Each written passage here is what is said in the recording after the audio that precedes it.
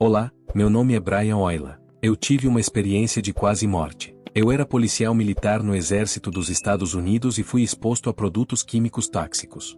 Com o tempo, isso me causou doenças autoimunes, e uma delas acabou destruindo meu coração.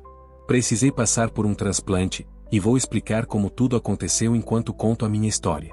A doença autoimune corroeu meu coração de dentro para fora e começou a causar arritmias que ameaçavam minha vida. Era uma condição rara, e no meu caso, extremamente agressiva.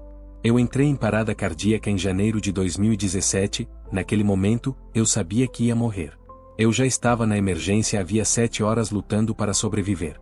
Quando finalmente me levaram para um leito na UTI para me entubar e iniciar os protocolos, meu coração entrou em outra arritmia severa.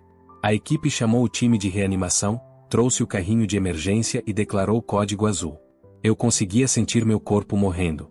Preso à maca, cercado por médicos e enfermeiros, a única coisa que eu conseguia ver era o rodapé da cama. Na parede havia um crucifixo, e aquilo capturou completamente a minha atenção. Eu não conseguia virar a cabeça, mas olhei fixamente para ele. Finalmente consegui rezar. Eu vinha lutando para orar, preocupado com meus erros, com os pecados da minha vida, porque eu estava longe de ser perfeito. Quando consegui pronunciar minhas orações, uma paz tomou conta de mim. Eu estava pronto para morrer. Eu sabia que não havia mais nada que pudesse fazer, mas, de alguma forma, eu não tinha medo. Continuei rezando e falando com Deus enquanto sentia meu corpo estremecer. Foi então que minha alma deixou meu corpo. A sensação foi extraordinária.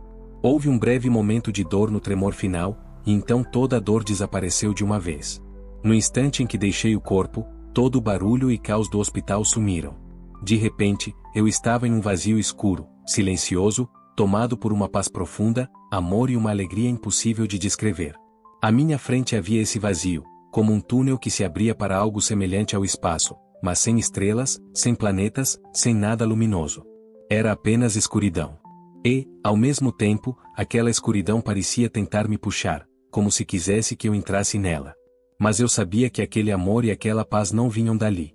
Pensei comigo, isso não pode ser tudo. Mas não era um pensamento simples, como pensamos aqui. Era um pensamento profundo, com muitas camadas, como se eu compreendesse tudo simultaneamente. Eu sabia que não queria existir sem Deus. Eu não queria aquela sensação maravilhosa de paz e amor olhando para um vazio eterno. E também não queria entrar naquele vazio. No momento em que reconheci isso, percebi que conseguia enxergar em 360 graus. Havia luz atrás de mim, e quando percebi essa luz, eu quis vê-la. Tentei me virar fisicamente, mesmo sem precisar, porque eu já conseguia ver tudo ao mesmo tempo, mas virei. A luz era magnífica. Tão pura, tão cheia de amor, que parecia ser o próprio amor manifestado. Ela pulsava, emanando algo que me atravessava de forma tão real que era além de qualquer sensação física que exista na vida. No instante em que desejei estar naquela luz, eu estava lá. Não houve movimento, não houve vento, não houve deslocamento. Apenas vontade. E, ao mesmo tempo, eu conseguia lembrar de cada passo que dei, embora não existisse tempo ali. Diante de mim estava aquela luz tão imensa, tão brilhante, que não tinha fim. Eu olhei para todos os lados e não consegui ver os limites. Minha visão parecia se expandir conforme eu desejava enxergar mais longe, e mesmo quando via mais e mais fundo, eu ainda podia ver tudo o que já tinha visto. Era como se a visão não tivesse fronteiras. Então ouvi a voz de Deus, dizendo que eu podia entrar se quisesse. Entrei na luz. E aquilo me envolveu como um abraço real, quente, amoroso. Era uma sensação impossível de traduzir em palavras humanas. Minha inteligência parecia ampliada. Eu compreendia coisas que hoje não consigo nem começar a explicar. O amor de Deus era infinito. A melhor forma que encontrei para descrever é imaginar um canudo dentro de um copo sem fundo. O amor subia por aquele canudo, preenchendo tudo, e nunca acabava. Eu era o canudo. Quanto mais amor eu recebia, mais havia. Sempre novo, sempre renovado, para toda a eternidade. Eu saberia viver assim para sempre. E eu queria isso. Então desejei ver Jesus. A luz se abriu e revelou uma sala imensa, maior até que o vazio que eu havia visto antes. Dentro dela havia uma quantidade incontável de seres, brilhando com uma luz magnífica. Mais fraca do que a luz de Deus, mas ainda assim linda. Entre eles havia um ser cuja luz era muito mais intensa, mais completa e mais bela que todas as outras. Minha alma reconheceu imediatamente, era ele. Eu pedi para ver seu rosto. E o rosto dele começou a se formar, mas de uma maneira estranha. Parecia uma animação, como quando você folheia um caderno com desenhos que se movem. A imagem entrava nos meus olhos, mas não se fixava na minha memória.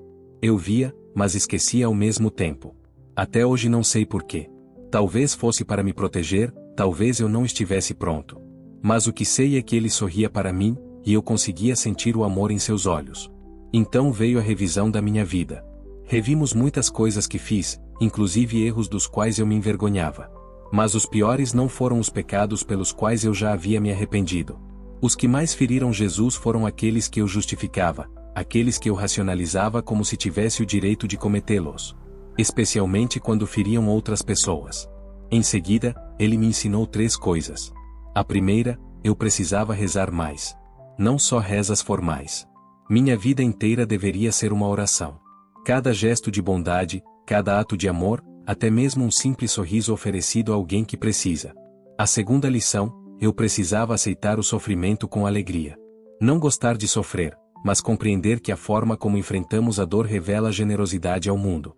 Amargura é como uma maldição que se espalha. Aceitação transforma a dor. E Jesus, sendo Deus, sofreu por nós. Por que eu deveria esperar uma vida sem dificuldades? A terceira lição, eu precisava compartilhar o amor dele. Com todos. Mesmo com quem não concorda comigo, mesmo com quem não acredita. Ele queria que as pessoas sentissem o amor que ele sente por elas. Então ele disse que era hora de eu voltar. Fiz o caminho de volta exatamente como cheguei. Quando alcancei o túnel, o vazio não estava mais lá. Agora eu via o quarto do hospital. Via os médicos e enfermeiros trabalhando no meu corpo. Eles estavam usando a máquina de compressão torácica, me dando oxigênio, verificando meu cérebro. Eu estava sem sinais vitais havia 10 minutos. Quando retornei ao corpo, entrei de volta como se encaixasse num molde, e despertei espontaneamente. Tentei me erguer, tanto quanto as amarras permitiam, e gritei pelo ar que tinha nos pulmões: eu morri? Eu nunca acreditei em experiências de quase morte. Como psicoterapeuta, eu queria ter certeza de que não era imaginação. O médico se aproximou e disse: sim, você morreu. Eu precisava ouvir isso.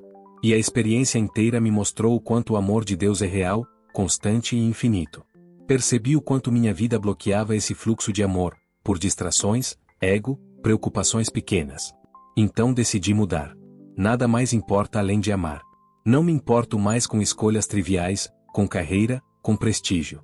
Hoje eu trabalho com pessoas em situação de rua. Elas não têm nada para me oferecer, e é justamente isso que as torna tão sinceras. Elas só precisam de amor. E é isso que eu quero dar, pelo tempo que Deus ainda me conceder nesta vida.